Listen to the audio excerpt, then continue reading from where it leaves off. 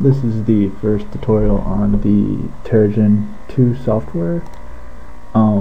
Basically this is the PlanetSide website and they make Terragen 2 and it's available free to download. It has certain restrictions, or you can buy it at quite a reasonable price.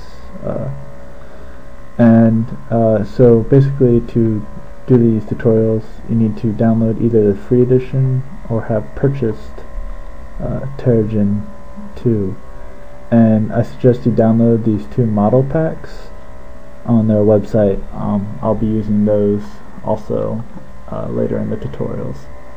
Now if you ever need any help, there's a user guide.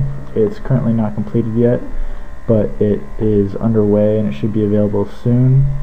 There's also a node reference, and there's the forums and a wiki where everything, the forums are pretty much the best place you can get some help. My name on the forums is Neas Padron, and feel free to send me a private message or anything along those lines if you need any help.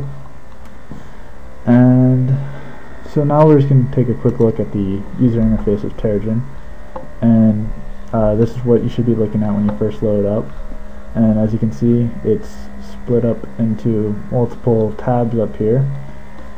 So like objects has our planet in the background, terrain, the shaders, we can add water, atmosphere with clouds, we have our lighting, any cameras we want to place, like there's the render camera. You can add extra cameras if you want. These are various renderers we can use to actually render the image. And then there's the node network view, which is basically what everything in your scene is.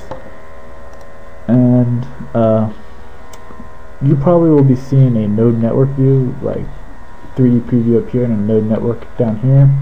I just have my settings changed so that I only see the 3D preview. You also have your basic options up here. You can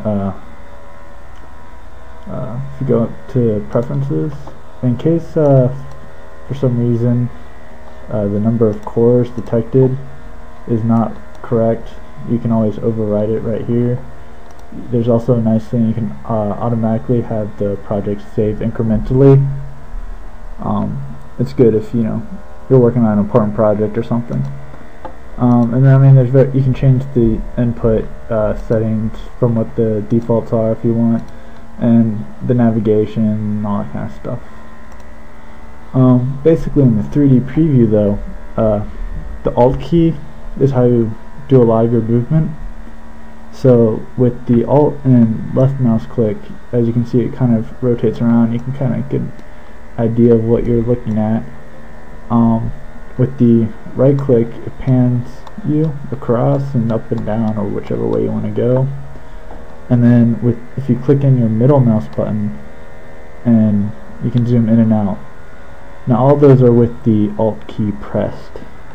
And by default, you usually can the middle mouse button, when you press it in, it by default usually allows you to do the same thing as the Alt left click. And if you scroll the wheel, it does a slight zoom in and zoom out. That's the quick, here's the interface. Continue on to the next tutorial where we'll be making the first scene.